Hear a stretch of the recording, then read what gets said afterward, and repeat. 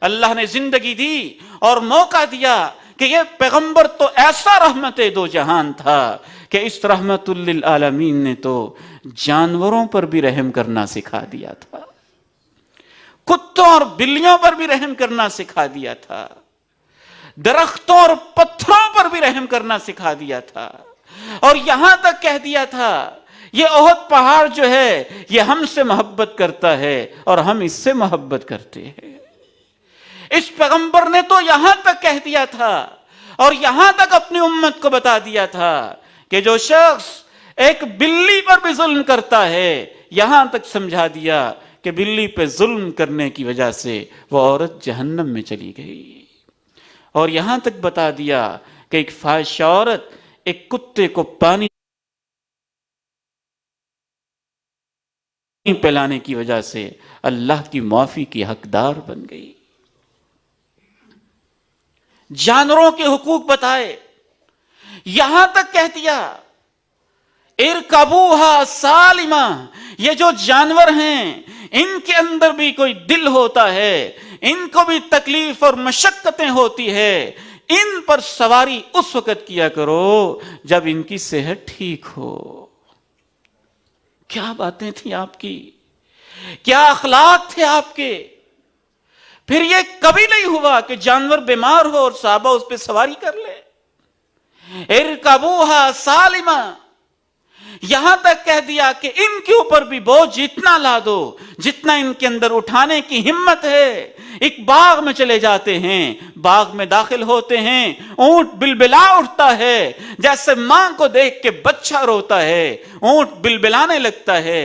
آپ اس کے پاس جاتے ہیں، اس کی آنکھوں میں آنسو ہیں، اس کے یوں گردن پہ سر پہ پیار اور محبت سے ہاتھ پھیرتے ہیں، اس کا شکوہ سنتے ہیں، پوچھتے ہیں اس اونٹ کا مالک کون ہے، کس کا ہے یہ اونٹ، اسے میرے سامنے لایا جائے۔ پھر کہتے ہیں اتقوا اللہ فی ہذہ البہائم، ان جانوروں کے بارے میں بھی اللہ سے ڈر کے رہا کرو۔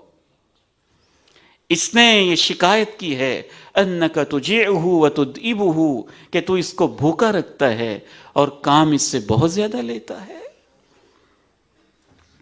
قبر والوں پہ مہربان تھے، راہ جاتے ہوئے دیکھا قبر والوں کو عذاب ہو رہا ہے، رہا نہ گیا، ایک ٹہنی پکڑی، وہاں پہ گاڑ دی، کبھی قبرستان والوں کے لیے جا کے دعائیں کی۔ میدان محشر میں آپ سے بڑا رحمت للعالمین کس نے دیکھا ہوگا؟ جناب آدم سے جب جواب مل گیا، جناب نوح سے جب جواب مل گیا، جناب ابراہیم سے انسانیت کو جواب مل گیا، تو یہی رحمت للعالمین ہوں گے جو اللہ کے عرش کے سائے میں جا کے سجدے میں پڑ جائیں گے۔ پھر آواز آئے گی، اے میرے محمد سر اٹھاؤ، کیا مانگنا چاہتے ہو، مانگو نا، میں تجھے عنایت کر دوں گا۔ اور سوال پھر اپنا نہیں ہوگا، اللہ انسانیت کا حساب ہو جائے۔ امتی امتی، میری امت میری امت، میری امت میری امت، وما ارسلناک الا رحمت للعالمین۔ سوال یہ ہے میں نے اور آپ نے اس رحمت عالم کے ساتھ کیا سلوک کیا ہے؟ ان کی زندگی کو کتنا پڑھا ہے، اپنے بچوں کو کتنا بتایا ہے، اپنی بیٹیوں کو کتنا بتایا ہے؟ ان کی باتیں ہمارے گھروں میں ہیں، صحیح بخاری ہمارے گھر میں ہے، صحیح مسلم ہمارے گھر میں ہے، کہ ہم اس کا مطالعہ کرتے ہیں؟ وَمَا أَرْسَلْنَاكَ إِلَّا رَحْمَةً لِلْعَالَمِينَ۔ اللہ سے دعا ہے اس پیغمبر کی سچی محبت اللہ ہمیں عطا فرمائے اور ان کے قدموں میں جنت میں ہمیں جگہ عنایت فرمائے۔ وآخر دعوانا ان الحمد للہ رب العالمین۔